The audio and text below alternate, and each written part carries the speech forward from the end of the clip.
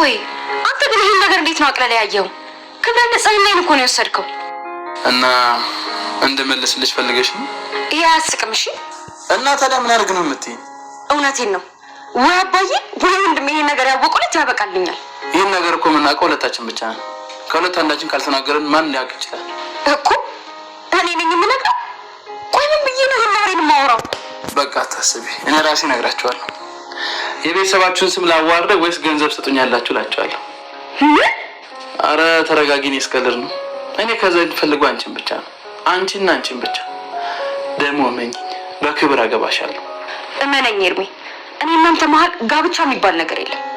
ቤተሰቦችሽም ደግሞ እምቢ ካሉ ጠልፌም ቢሆን ወስድሻለሁ። በሽታ ይለጠፍ እጎዳብሻለሁ። አሁን ግን እንዴት ለምን እንደዚህ አልክ? ነው ወይስ ላለቃ ቡና ሳፈላ ተደብቀህ ታይኝ ነበር? ባይሽ ችግር አለ? ችግር አለው? አዎ ችግር አለው። ቆይ መከታተሉ ለምን አስፈለገ? ታውቂያለሽ፣ አንዳንዴ በናውም ቀናበታለሁ። እንዴት? እሱ እድለኛ ነው። ብዙ የሚወደውና የሚያስብለት ሰው አለ። አንተስ የለህም? እኔን ከአባቴ ውጭ ማንም የሚያስብልኝ ሰው የለም። ታውቂያለሽ፣ የወለደችኝ እናቴ እንኳን ፍቅሯን ለማሳየት ፈቃደኛ አይደለች። አይ እንደዚህ ብለህ እንኳን አትደምድም። ባለፈው ውጭ ያደርክ ጊዜ እንዴት እንደተጨነቀች እኔ ራሴ አይቻለሁ። ካልሽ ግን እሷን ላለማየት እዛ ቤት መግባት አስጠልቶኝ ነበር። ግን ምን ያደርጋል፣ ጋሽ ሌኩን አስገድደው ነው ያስገቡኝ። እሳቸው ናቸው ማለት ነው ወደ ቤት የመለሱ? ይልቅ ከናሁም ጋር ስለታረቃችሁ በጣም ነው ደስ ያለኝ። መጀመሪያውኑ በማያገባኝ ነገር ውስጥ ነበር የገባሁት። አንተ እኮ ልክ ነበርክ ዳግም። እኔም በአንተ ቦታ በሆን ኖሮ ተመሳሳይ ነገር ነበር የማደርገው።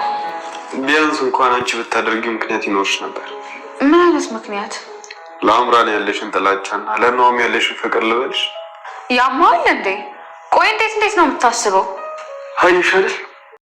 ሰላም ሰላም ውዴ ቻናል ቤተሰቦቼ፣ አስቶኔ ዛሬ ደግሞ በሌላ ቪዲዮ መጥተናል። ተወዳጅ የሆነ ድራማ ዛሬ ምን ተፈጠረው የሚለውን አብረን እናያለን ማለት ነው።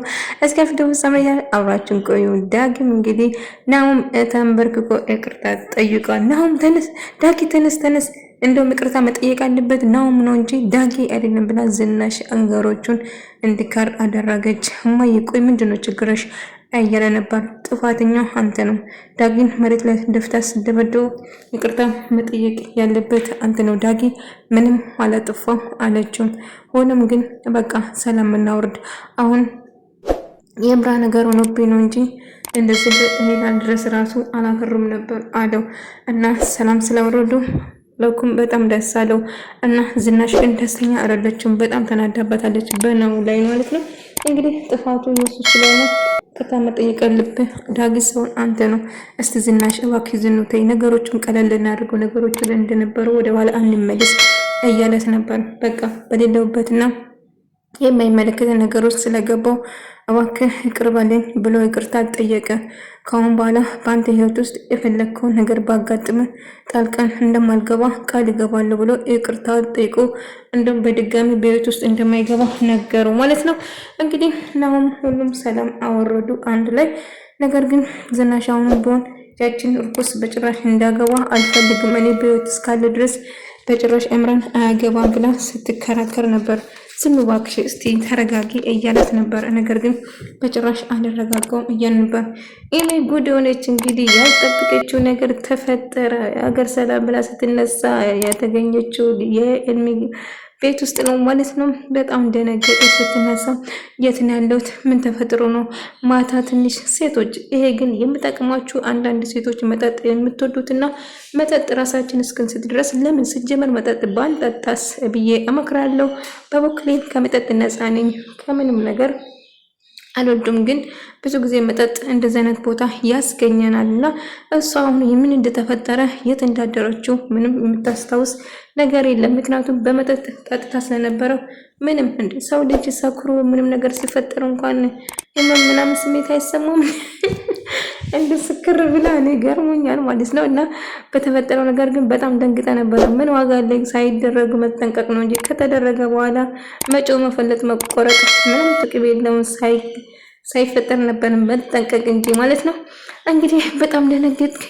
እኔ እኮ ከመጀመሪያ ጊዜ ነው እያለች እኔም አልጠበኩም ነበር እያለ እንግዲህ ወዳት ወይን አፍቁራት አልነበረም። እሱ በቀልና ገንዘብ ብቻ ነው የሚያሳድደው ማለት ነው።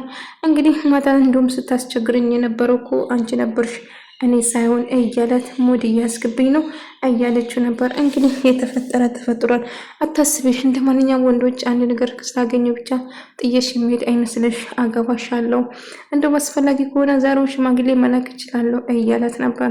እናም እንግዲህ ያለ ቤተሰብ ፍቃድ መጨረሻው ላገባ ወሰነ ኤምራን ማለት ነው። ኤምራን በጣም አምሮባታል። እንደውም ነው ሙሽራ መስለሃል፣ እንደኛ ሙሽራ የሚያመሰው አይኖሩም ብዬ አስባለሁ እያለ ጉረኛ ተዋከ እያለችው ነበር። እና እንግዲህ ልጋቡ ወሰነ። አዲስ ሙሽሮች ሙሽራ መስሏል ነው ራሱ ማለት ነው። ኤምራን እንደዛው ለማጋባት ወሰኑ ማለት ነው። አሁን እንዴት ይሉ ለቤተሰቦች ፊት የማየው ወይ ጉድ! ከተደረገ በኋላ መለቃቀስ እኮ ጥቅም የለውም። ነቃበ እንጂ አንዴ ሆኗል እኮ የሆነ ነገር ሆኗል። በቃ እንግዲህ ምን ማድረግ እንችላለን እያለ አሁን ባረግዝስ ብላ ወይ ጉድ! ቀድሞ ነበረ መጠንቀቅ እንጂ አሁን ነው እንዴ እያለ እሱም ደግሞ አታስቢ፣ ወይን ግባችሁ ወይ ብር ብዬ ጠይቃቸው። እባክሽ እኔ ስቀልድብሽ ነው፣ ተረጋጊ፣ እኔ ሁሉም ከአንቺ ጋር ነኝ እያላት ሳስመስል ነበረ። በጭራሽ እንደማይወዳትና ከሷ ጋር መሆን አይፈልግም። ነገር ግን እሱ ለራሱ ጥቅም ብቻ ነው ኢሜን የተጠቀመበት። እሱም ግን ከረፈደ በኋላ ነው የሚገባት ማለት ነው። ነገር ግን አሁንም ቢሆን ናሁምና ዳጊ ደግሞ ሰላም አወረዱ። ሲጀመር ሰላም ነበሩ። ነገር ግን ቡና ፍልታለት፣ ቆይ ሰላም ታም የለም እንዴት ዝም ብለህ ብር ትገባለህ? ቆይ በነገራችን ቡና መጀመሪያም የተፈላ ነው ለኔ ነው ወይስ ላለቃሽ እያላት ነበር። አይ ቡና እንኳን ለራሴ ነበር ያፈላሁት፣ ቡናውን ግን ዛሬ ስራ አልገባም እያለ እያወሩ ነበር። ዳጊም ያው ሰላም እንዳወረደ ከናሁን ጋር እርቅ እንደፈጠረ እየነገራት ነበር። ታዲያ ምንድነው ናሁን እንደምትወድሽ ናሁን እንደምትወጂ ቋቃሉ አልገባኝም። ስለምንድን ነው የምታወራው? እባክህ የሌለ ነገር እያወራ አጥራስን አትደክመኝ እያለችው ነበር። ለማንኛውም ሌላው ነገር ተይና ለምን ዛሬ ምሳ አልጋብሽም? እምቢ ማለት ግን አይቻልም እያለት ነበር። እሷም ትስማማለች በምሳው ማለት ነው። እንግዲህ የወዳጃቸውን እያወሩ ነበር። ለማንኛውም ናሁም እንግዲህ እነሱ እኔ መሆን አንተ በራሱ ህይወት ራሱ ነው መወሰን አለበት። መጀመሪያም አንተ መሆን እኔ የማይገኝበት ቦታ ነው የተገኘን፣ ራሳቸው መወጣት ይችላሉ እያለች ነበር። እንግዲህ እምራና ናሁም ተጋብቷል ማለት ነው። እምራ አሁን የፈራሁት ከቤት ብቻ እንዳያባሩ ነው ምናምን ብላ እየፈራች ነበር። እንዴ አሁን እኮ እኔ ሙሽራ ነኝ፣ ባል እኮ ሆኛለሁ፣ አገብቻለሁ፣ ከአሁን በኋላ እኔ ማንም ልነካኝ ሊያባረኝ አይችልም እያለት ነበር። እምራ ግን ፈርታለች ከቤት እንዳያባረው። እንግዲህ አሁን አገብቻለሁ ብሎ ለቤተሰቦቹ ይፋ ለማድረግ እየሄደ ነው ማለት ነው። ነገር ግን ለኩም ሆነ ዝናሽ እሱ ማግባት እንዳይጋቡ አድርጎ ነበር። ሽማግሌን ቀርቶ ነበር። እነሱ ግን በራሳቸው መንገድ ተጋብቷል ማለት ነው። እንግዲህ ምን እንደሚፈጠር እኔ ሁሌም ካንተ ጎን ነኝ እያለችው ነበር። እምራም ራሷ የምትወደው ናሁን አስመስላ ገንዘቡ ነው እንጂ ናሁን በጭራሽ አትፈልገውም። ናሁን ምንም ነገር ከድርጅቱ ወይ ሀብት ወይ ንብረት ሳይኖር ሲቀር ዞር ብላም እንደማታይ እርግጥ ነው። ነገር ግን አሁን ላይ እንግዲህ ያለው ሀብትን ለመጠቀም እሱ እንደምትወደው ስታስመስል ነበር ማለት ነው። በጣም ፈርቻለሁ፣ ምን ብዬ ነው ቤት እንገባው እያለ ስትጨንቅ ነበር። አትፍሪ፣ ያለዛ እጅ ለእጅ ወደ ቤት እንግባ እንደ እያላት ነበር። በጭራሽ መፍራት የለብሽም፣ እኔ ሁሌም ከጎንሽ ነኝ እያላት ነበር። እንደ አጋጣሚ ናሁም ሲሳሳሙ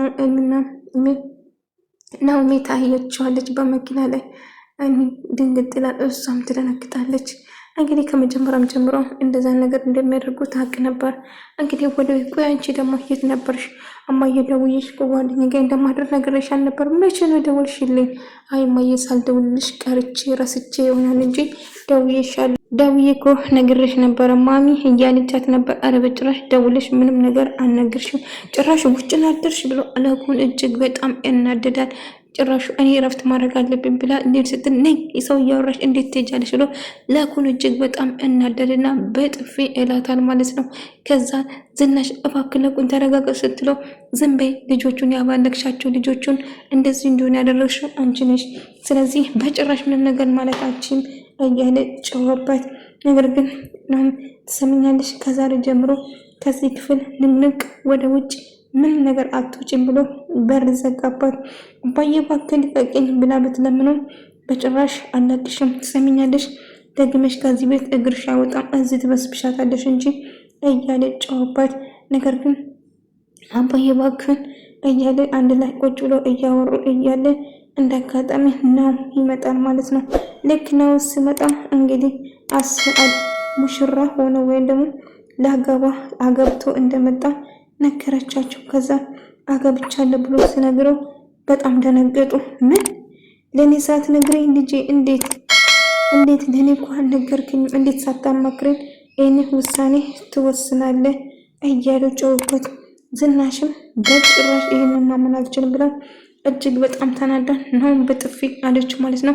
ካሁን በኋላ ድርጅቱ ውስጥ ማንኛውም ውርስ ላይ ማንኛውም ንብረት ላይ በጭራሽ አይመለከትም፣ እቃን ሰብስበህ ከዚህ ቤት መውጣት ትችላለህ እያላት ነበር። እና ናሆሜ አንድ ላይ እያወሩ ነበር እና ኤልሚን ከኤሚ ጋር እንዳያቸው ጭምር ድሮ ፍቅረኛሽ ነበረ፣ አሁን ያለፈው ታሪክ ነው፣ ስለዚህ ስለሱ እንድታወራኝ አልፈልግም ዳጊ እያለች ነበር። ናሁም በጣም ተናዶና እጅግ በጣም አዝኖ እናቱ እንዳልተቀበለችና ከቤት እንደውም ጓዝ ሰብስበ እንድትወጣ አለችኝ እያለ እያለቀሰ ለእምራ እየነገረ ነበር። እና እምራ እንግዲህ የምትፈልገው እዛ ቤት መግባት ስለሆነ እባክን ተረጋጉ፣ ቤት ተከራይተን በቃ የራሳችን ህይወት እንኖራለን እያለት፣ እሷ ግን ምን መቸኮል አያስፈልግም፣ ተረጋግተን ነው ማሰብ አለብን፣ ናሁን እባክን ተረጋጉ እያለች ነበር። ነገር ግን ናሁን በጭራሽ እንደማይፈልግና ኤሚም እንግዲህ ለኤልሚ ትደውልና ቤት ተዘግቶብኛል፣ ከቤት መውጣታችን አባዬ ሆነ የምወዳት እናቴ እንኳን ጨከነችብኝ እያለች እያለቀሰች ስትነግረው ነበር። ታዲያም ዝለያ በመስኮት እያላት ነበር። እንዴት ነው የምሰለው? በቃ ዝለይና እኔ ይዝሻለሁ እያላት እያወራት ነበር። እናም እሷ ግን ተጨንቃ የምታወራው ነገር ስላንተ እያሰብኩ ነበር፣ እኔ ስብቴ ስላንቺ እያሰብኩ ነበር እያለ እያስመሰለ ነበር ማለት ነው። ምንም በጭራሽ አትጨነቂ፣ እኔ ከጎንሽ ነኝ፣ በጓሮ በኩል መጥቼ ይዝሻለሁ፣ ከፈለሽ እዚህ ላይ እያላት ነበር። ለማንኛውም መሄድ አለብኝ ስልክ ገብቶብኛል እያለ ምን ከሰች ልጓጠት ሎ ነው እንዲህ የሚባል ነገር ማሰብ አለብን። በሶሻል ሚዲያ የእሱና የፎቶ አብሮ የተነሱን ለመልቀቅ ይወስናል ማለት ነው። ኤልሚ በመጨረሻ አምራ ዳጊ ስልክ እያወራ ከአባቱ ጋር እያለ እቺ ሾካካ መታ ከኋላ አዳመጠችው። አምራ ዊቶንኮላ ማለት ነው። ከዛ ዳጊ ሳወራ ሰማች። ዳጊ የዝናሽ ልጅ መሆኑን ደረሰችበት። ከማን ጋር ወንድማሞች መሆኑ አወቀች ማለት ነው። ወይኔ ጉዴ፣ ወይኔ ጉዴ፣ ዝናሽ እጄ ገብተሻል። ከአሁን በኋላ ዝናን የምታንበራክክበት እንግዲህ መጥቼላቸዋለሁ አማቾቼ እያለች በፈገግታና ጥርስ በጥርስ ሆና መጣች ማለት ነው። ዝናሽ ግን እጅግ በጣም ትደነግጣለች። ያልጠበቀችውን መርዶ ታገኛለች ማለት ነው።